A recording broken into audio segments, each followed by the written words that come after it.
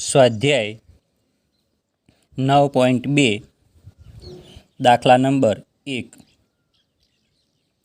આકૃતિમાં ABCD એક સમાંતર બાજુ ચતુષ્કોણ છે. AE લંબ DC અને CF લંબ AD છે. એટલે કે અહીંયા આકૃતિ ABCD એ એક સમાંતર બાજુ ચતુષ્કોણ છે.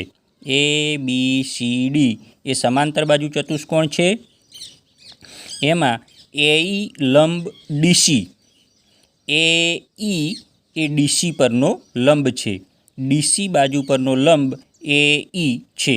એટલે કે AE લંબ DC અને CF લંબ AD, CF એ AD પરનો લંબ છે. રેખાખંડ CF એ બાજુ AD પરનો લંબ છે. જો AB બરાબર 16 સેમી એટલે કે AB is equal two 16 semi છે. AE is equal two 8 semi, AE A 8 semi આપેલું છે. AE is equal two 8 semi અને CF is equal two 10 semi. CF આ લંબનું આપણને માપ આપ્યું છે. CF is equal two 10 semi.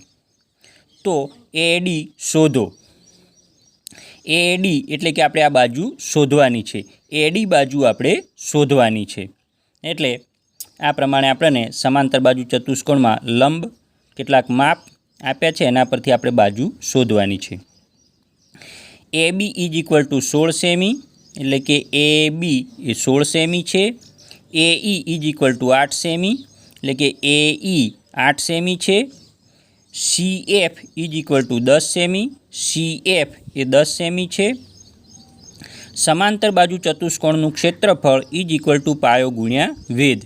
સમાંતર બાજુ ચતુષ્કોણનું ક્ષેત્રફળનું સૂત્ર આપણને ખ્યાલ છે, એટલે કે પાયો ગુણ્યા વેધ.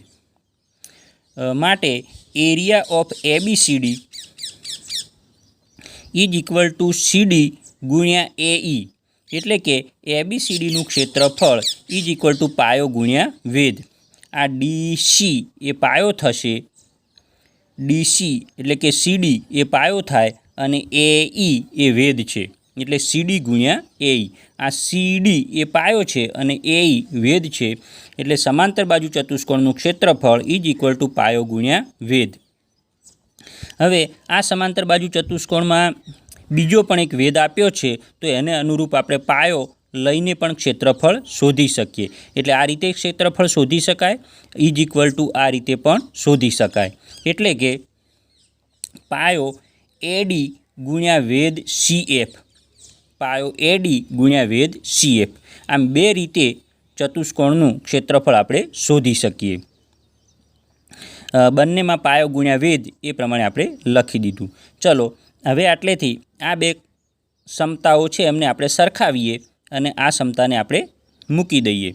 ચલો એટલે કે લખી શકાય CD ગુણ્યા AE is equal two AD ગુણ્યા CF. આટલી બે સમતાઓ જ આપણે આગળ લીધી. CD ગુણ્યા AE is equal two AD ગુણ્યા CF. હવે અહીંયા CD બાજુ છે એ CDની સામેની બાજુ AB છે.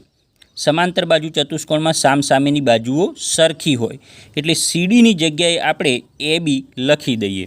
ચલો અહીંયા CDની જગ્યાએ AB લખી દઈએ એટલે AB ગુણ્યા AE is equal two AD ગુણ્યા CF. ચલો હવે જે બાજુઓ આપેલી છે એ આપણે મૂકી દઈએ. AB is equal two 16, AE is equal two 8, AD આપણે શોધવાના છે, CF ઇઝ ઇક્વલ ટુ 10. માટે AD ઇઝ ઇક્વલ ટુ 16 ગુણ્યા 8 અપોન 10. અહીંયા 10 ગુણાકારમાં છે, આ બાજુ જશે તો ભાગાકારમાં જશે એટલે કે 16 ગુણ્યા 8 ભાગ્યા 10. હવે 16 × 8 = 128, ભાગાકારમાં 10 છે એટલે 1 પોઈન્ટ કાપીએ એટલે AD is equal two 12.8 semi મળે છે, જે આપણે શોધવાનું હતું. સ્વાધ્યાય 9.2માં દાખલા નંબર 2 જો E એફ જી અને એચ એ અનુક્રમે સમાંતર બાજુ ચતુષ્કોણ એબીસીડીની બાજુઓના મધ્યબિંદુઓ હોય તો સાબિત કરો કે area of EFGH is equal to 1/2 area of ABCD.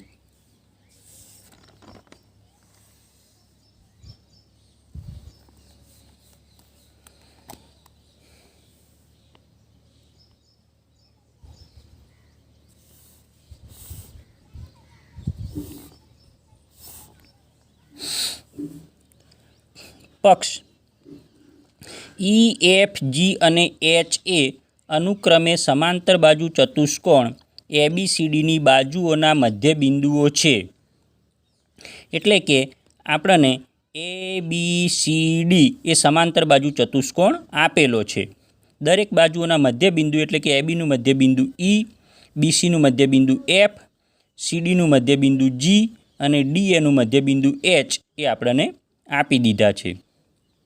હવે આ મધ્યબિંદુને આપણે જોડી દઈએ તો જોડવાથી આપણને એક નવો ચતુષ્કોણ મળે છે. એટલે કે ચતુષ્કોણ EFGH એ આપણને મળે છે. હવે આના પરથી આપણે સાબિત કરવાનું છે કે આ નવો ચતુષ્કોણ છે એનું ક્ષેત્રફળ એ મૂળ ચતુષ્કોણના ક્ષેત્રફળ કરતાં અડધું હોય છે. એટલે કે સમાંતર બાજુ ચતુષ્કોણ છે, સમાંતર બાજુ ચતુષ્કોણના બાજુઓના મધ્યબિંદુઓને જોડતાથી નવો ચતુષ્કોણ મળે છે અને નવા ચતુષ્કોણનું ક્ષેત્રફળ એ મૂળ ચતુષ્કોણ કરતાં અડધું છે એવું આપણે સાબિત કરવાનું છે. એટલે કે સાધ્ય એરિયા ઓફ EFGH એટલે કે એરિયા ઓફ EFGH આ નાના ચતુષ્કોણનું ક્ષેત્રફળ is equal to 1/2 area of ABCD. એટલે 1/2 એરિયા ઓફ એબીસીડી આપણે સાબિત કરવાનું છે. સાબિતી રેખાખંડ GE દોરો. હવે આ સીડીનું મધ્યબિંદુ G અને એબીનું મધ્યબિંદુ E એને આપણે જોડી દઈએ તો આપણને એક રેખાખંડ મળે છે GE. તો સૌ પ્રથમ આપણે GE દોરવાનો છે. GE દોરો. હવે AB સમાંતર CD, AB અને CD એ સમાંતર બાજુઓ છે. સમાંતર બાજુ ચતુષ્કોણની સામસામેની બાજુઓ સમાંતર હોય. એટલે કે AB સમાંતર CD અને AB is equal two CD સમાંતર હોય અને સરખી પણ હોય. સમાંતર બાજુ ચતુષ્કોણમાં સામસામેની બાજુઓ સમાંતર પણ હોય અને સરખી પણ હોય. એટલે કે AB સમાંતર CD અને AB is equal two CD. AB અને CD સમાંતર છે અને AB અને CD સરખા પણ છે. એ પરથી EB સમાંતર CG, EB સમાંતર CG એટલે કે આ રેખાખંડ અને આ રેખાખંડ એ સમાંતર છે. EB સમાંતર CG અને EB is equal two CG, EB is equal two CG આ બે બાજુઓ સમાંતર પણ છે અને સરખી પણ છે. કારણ કે આ આખી CD અને AB એ સરખા છે અને એમના મધ્યબિંદુઓ G અને E થી આ ભાગ જે બને છે એ પણ સરખો હોય. એટલે કે EB સમાંતર CG અને EB is equal two CG. એટલે આ બે રેખાખંડ એ સમાંતર છે અને સરખા છે. માટે EBCG એ સમાંતર બાજુ ચતુષ્કોણ છે. EBCG એ સમાંતર બાજુ ચતુષ્કોણ છે. હવે ત્રિકોણ EFG અને સમાંતર બાજુ ચતુષ્કોણ EBCG, સમાંતર બાજુ ચતુષ્કોણ EBCG, સમાંતર બાજુ ચતુષ્કોણ EBCG એક જ પાયો GE આ બંને છે. એટલે કે ત્રિકોણ છે અને સમાંતર બાજુ ચતુષ્કોણ છે એ એક જ પાયો GE આ GE પર આવેલા છે. એક જ પાયો GE અને સમાંતર રેખાઓ GE સમાંતર BC, GE સમાંતર BC વચ્ચે આવેલા છે. હવે અહીંયા આ ત્રિકોણ છે અને સમાંતર બાજુ ચતુષ્કોણ છે એ એક જ પાયો અને બે સમાંતર રેખાઓની જોડની વચ્ચે આવેલા છે માટે area of EFGH area of EFG is equal to 1/2 area of EBCG એટલે કે આ ત્રિકોણનું ક્ષેત્રફળ એ ચતુષ્કોણના ક્ષેત્રફળ કરતાં અડધું થાય એટલે કે સમાંતર રેખાઓની જોડ વચ્ચે આવેલા ત્રિકોણ અને ચતુષ્કોણમાં ત્રિકોણનું ક્ષેત્રફળ એ ચતુષ્કોણના ક્ષેત્રફળ કરતાં અડધું થાય માટે area of EFG is equal to 1/2 area of EBCG પરિણામ નંબર 1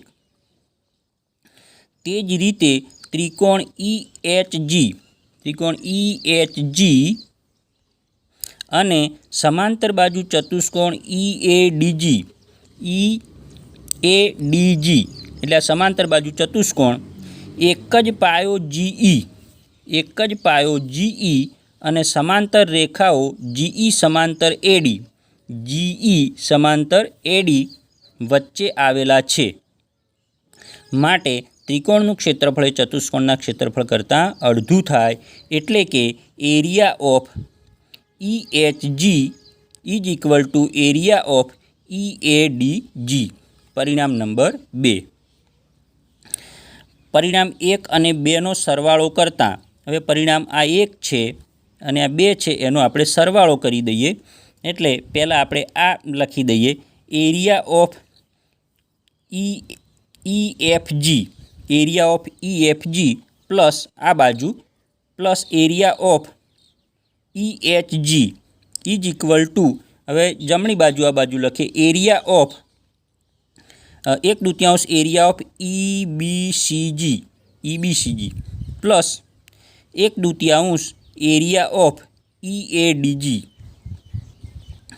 હવે આ બંનેનો આપણે સરવાળો જોઈ લઈએ તો EFG અને EHG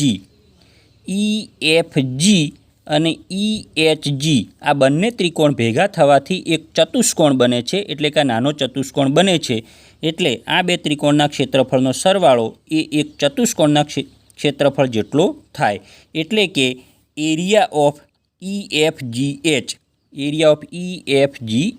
એટલે આ નાના ચતુષ્કોણના ક્ષેત્રફળ જેટલો થાય હવે આ બાજુ બંનેમાં 1/2 છે તો 1/2 બહાર કાઢી દઈએ તો 1/2 મોટા કૌંસમાં એરિયા ઓફ